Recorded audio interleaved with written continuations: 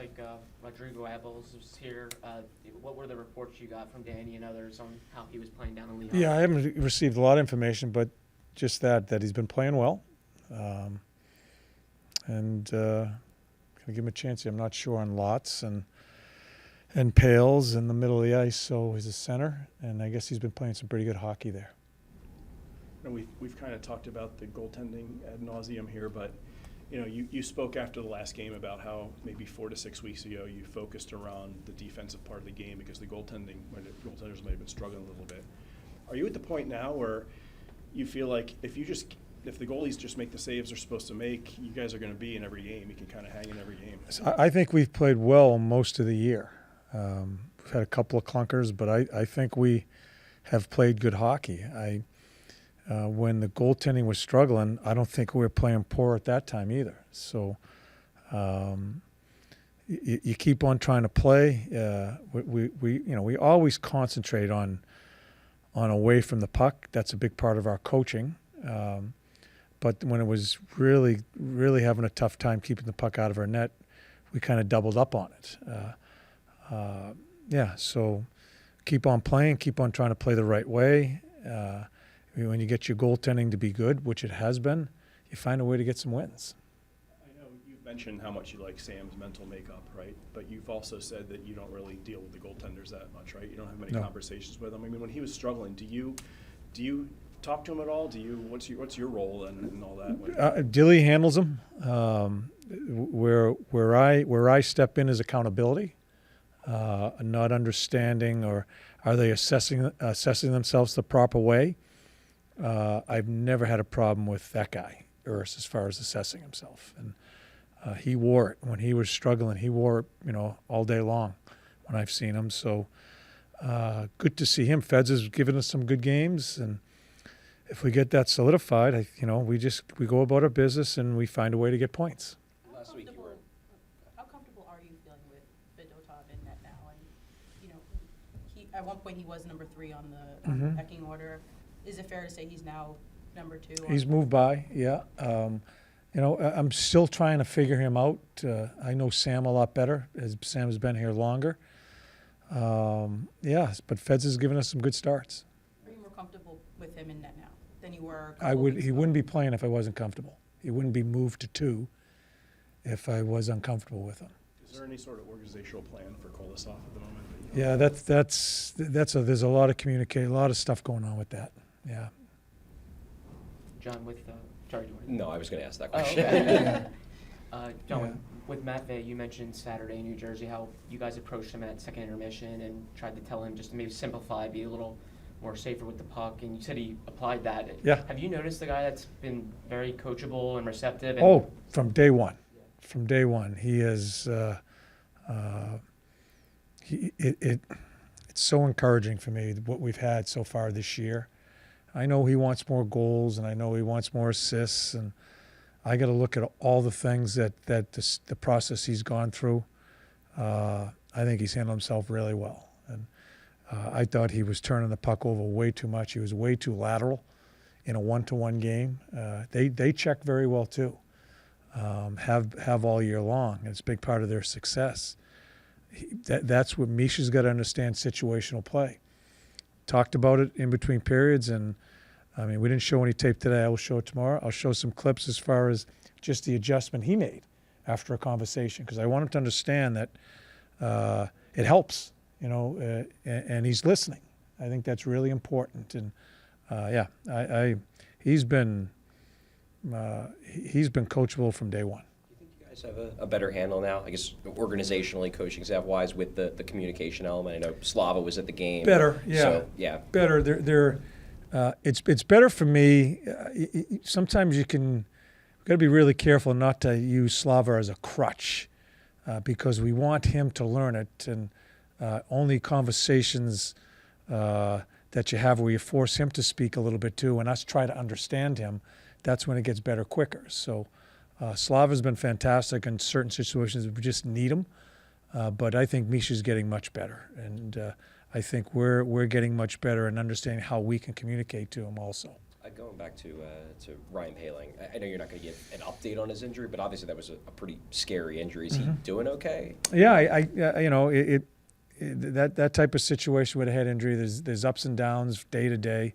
I haven't checked in with Tommy today, but I'm not sure what the timetable is. Those things I leave up to Tommy and Pales, and they'll come to me. But I think each day he's getting better.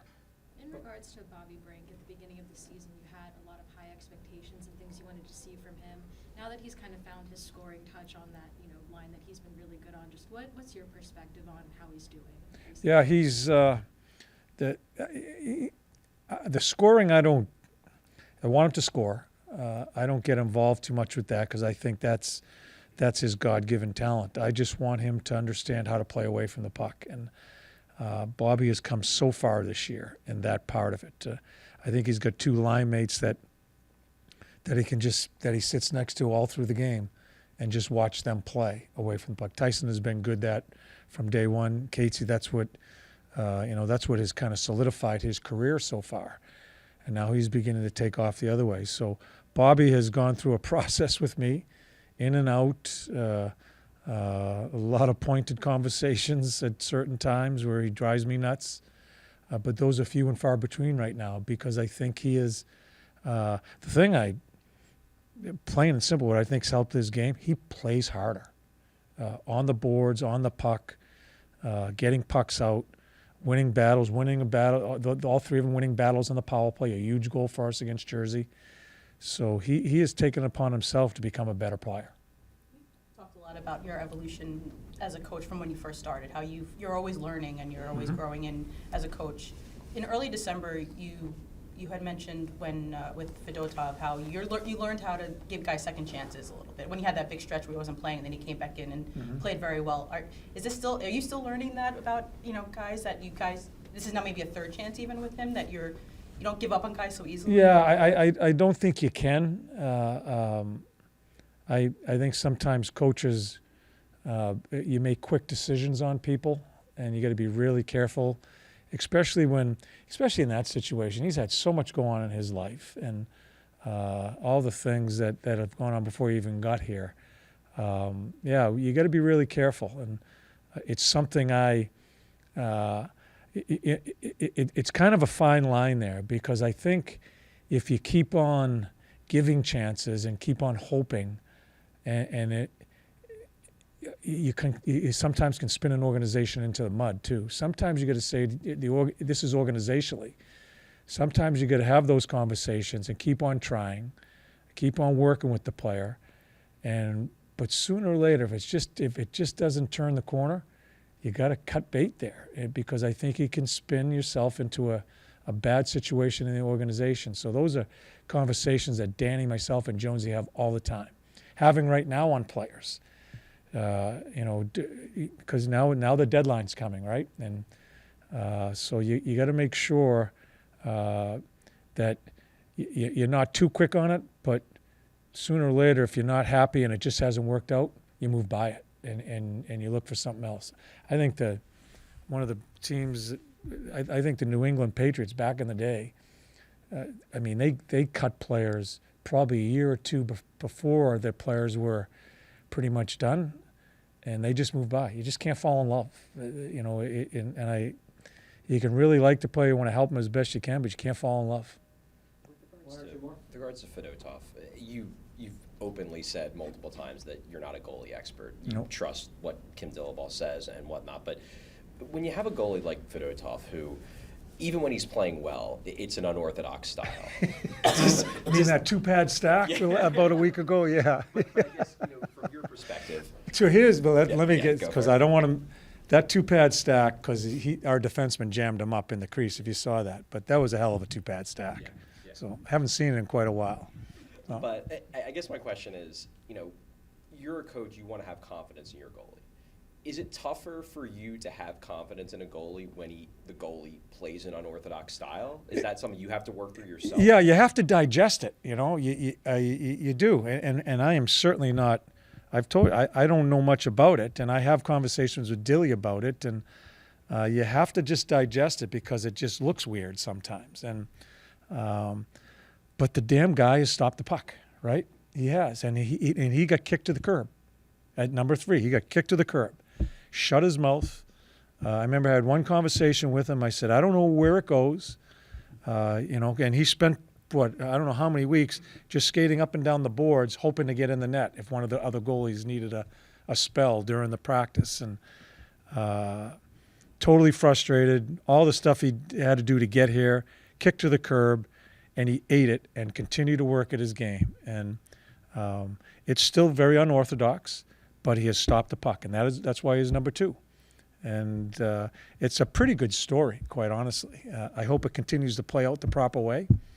But we've got to see more and more as we go through here when he gets his opportunity and go about it. But to answer your question, it gets a little weird sometimes because it is a little unorthodox because we're so used to how the goalies play nowadays.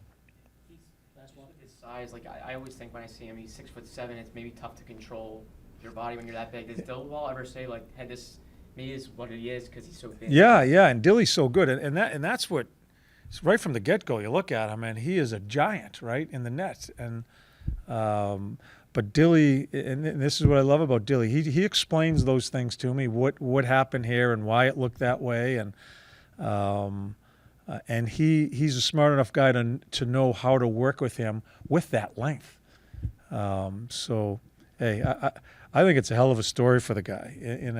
In a personal note, in my heart, I'm happy for the guy because he went through some stuff just to get here, right? And he's battled, and you guys don't even know what happened last year in a couple of situations, that I came down on him on certain times, and he has just went about it, has been a really good pro, and he finds himself now playing.